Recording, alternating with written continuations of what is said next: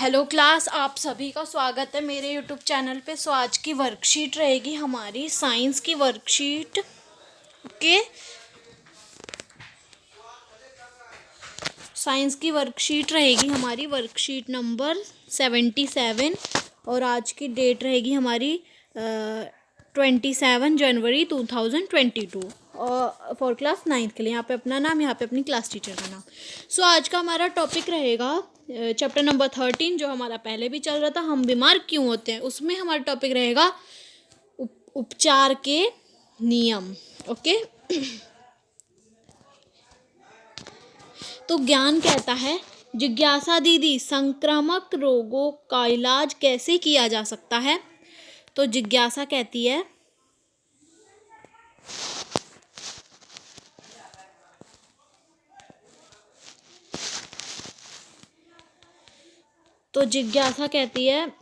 ज्ञान संचारी रोगों को संक्रामक रोग भी कहते हैं और यह रोगाणुओं से होते हैं। जब भी कोई व्यक्ति इन रोगों से संक्रमित होता है तो उसका शरीर संबंधित संकेत और लक्षण के और जैसे बुखार, दर्द, सूजन आदि दिखाकर प्रतिक्रिया करता है और डॉक्टर या फिर डॉक्टर को शुद्ध हिंदी में चिकित्सक कहते हैं। डॉक्टर वैसे हिंदी में अगर लिखा जाए ना, लेकिन वो इंग्लिश का वर्ड होता है, उसे हिंदी में चिकित्सक कहते हैं। ओके, रोगी में रोगों के संकेत और लक्षणों के आधार पर इलाज करता है। संक्रामक रोगों के उपचार के 2 उपाय हैं, जिन्हें उपचार के नियम भी कहते हैं। तो देखते हैं उपचार के नियम। रोग के प्रभाव को कम करना, रोग के कारण यानी कि रोगाणु को समाप्त करना। ओके,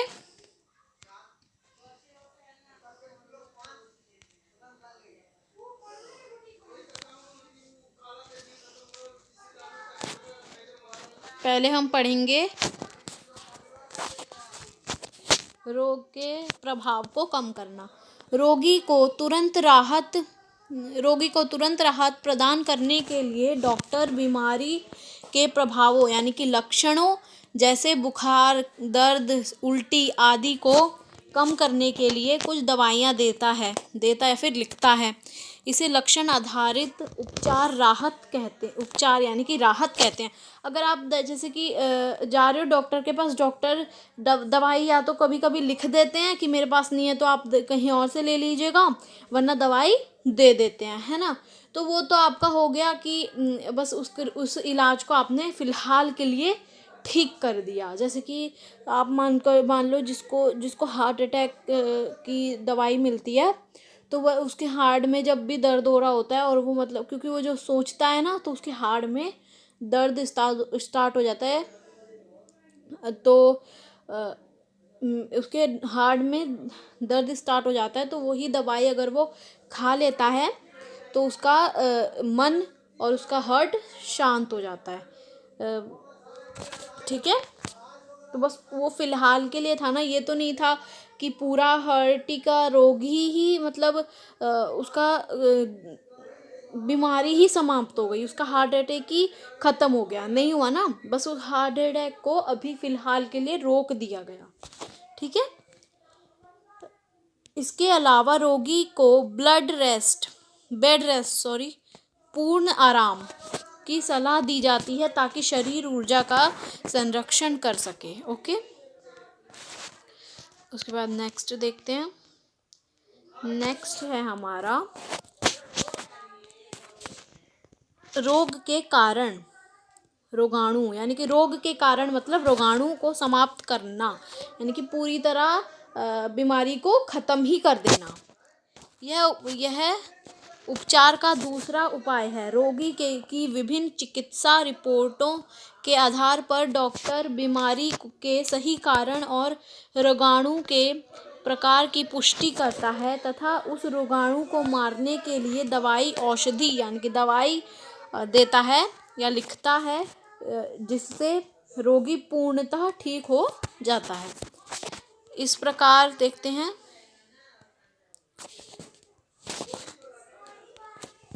इस प्रकार की औषधि के प्रकार, यानी कि जो वो लिखता है वो कैसे होते हैं। एंटीबायोटिक या फिर एंटीबैक्टीरियल औषधि, लेकिन ज़्यादातर ना एंटीबायोटिक ही बोलते हैं। ये ब्लैक डार्क को रखा है ना, एंटीबायोटिक ही बोलते हैं। ओके।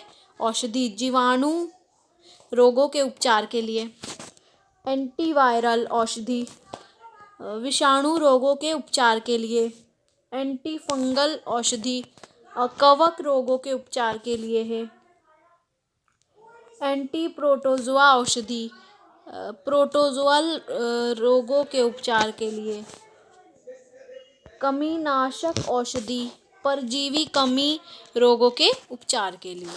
ठीक है।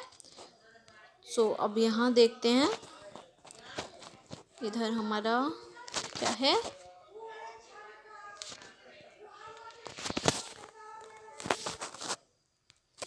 एंटीबायोटिक या एंटीबैक्टीरियल औषधि।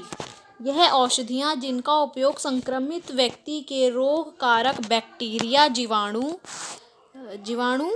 को मारने के लिए किया जाता है, उन्हें एंटीबैक्टीरियल औषधि कहते हैं, जैसे पेनिसिलिन, टेट्राइसाइक्लिन आदि।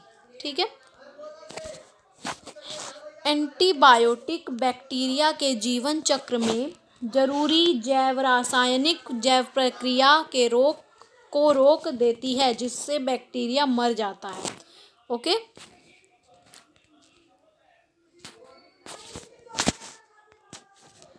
ये जैव रासायनिक प्रक्रिया हर रोगाणु में विभिन्न होती है, जिसकी वजह से एंटीबैक्टीरियल औषधि केवल बैक्टीरिया जनित रोगों में उपयोगी होती है, ना कि वायरस जनित रोगों में। ओके। ये भी हो गया हमारा। अब ये देखते हैं, एंटीवायरल औषधि का बनना एंटीबैक्टीरियल औषधि के बनने की अपेक्षा कठिन है। और क्यों कठिन है ये देखते हैं। वायरस में अपनी जैव रासायनिक प्रणाली बहुत कम होती है। ओके। तो ये देखो, वायरस हमारे शरीर में प्रवेश करते हैं और अपनी जीवन प्रक्रिया के लिए हमारी मशीनरी का उपयोग करते हैं। ठीक है।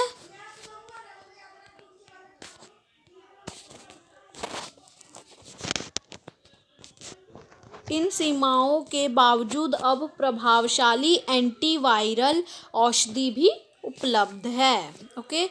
आज की वर्कशीट हमने कंप्लीट कर ली। अब हम करते हैं क्वेश्चन आंसर्स।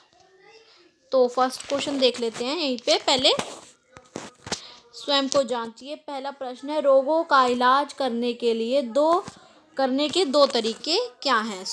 Let's started. ये रहा हमारा आंसर। पहला है रोग के प्रभाव को कम करना, और सेकंड है रोग के कारण यानी कि रोगाणु को समाप्त करना। एंड सेकंड क्वेश्चन है हमारा, एंटीबायोटिक किन्हीं कहते हैं और यह कैसे काम करती है। संक्रमित व्यक्ति के शरीर में जीवाणुओं के विकास को रोकने या मारने के लिए इस्तेमाल की जाने वाली दवाइयाँ एंटीबायोटिक कहलाती हैं। एंटीबायोटिक जीवाणुओं के जीवन चक्र में कुछ जैव रासायनिक मार्गों को अवरुद्ध कराने का कार्य करते हैं और उन्हें मार देते हैं। ठीक है। अब थर्ड क्वेश्चन देखते हैं। ये रहा हमारा थर्ड क्वेश्चन। एंटीवायरल दवाओं का उत्पादन एंटीबैक्टीरियल दवाओं के उत्पादन से अधिक कठिन क्यों है। एंटीवायरल ड्रग्स बनाना बैक्टीरियल दवाई बनाने से ज़्यादा मुश्किल है, क्योंकि वायरस के बहुत कम जैव रासायनिक तंत्र होते हैं। ओके। अब क्वेश्चन नंबर 4 देख लेते हैं। ये रहा हमारा क्वेश्चन नंबर 4। संचारी रोग क्या है। ऐसे किन्हीं 3 रोगों का नाम लिखिए। संचारी रोगों को संक्रामक रोग भी कहा जाता है और ये रोग रोगाणु के कारण एक व्यक्ति से दूसरे व्यक्ति में पानी, हवा, भोजन तथा संपर्क आदि से फैलते हैं। उदाहरण हैं फर्स्ट निमोनिया, सेकंड कोविड-19, डी हो जाएगा बच्चों, डी बोल रही हूँ, ड हो जाएगा यहाँ पे जो है ना, ड, खांसी, जुखाम। ओके, सो आज की वर्कशीट हमारी कंप्लीट होती है। अगर आपको किसी भी सब्जेक्ट की चैप्टर की समरी चाहिए तो आप मुझे कमेंट में बता सकते हैं, एंड आपको किसी भी वर्कशीट में डाउट है तो आप मुझे कमेंट में बता सकते हैं, एंड आपको ग्रामर टॉपिक में कोई वीडियो चाहिए तो आप मुझे कमेंट में बता सकते हैं। सो नेक्स्ट वीडियो में मिलते हैं। Bye guys.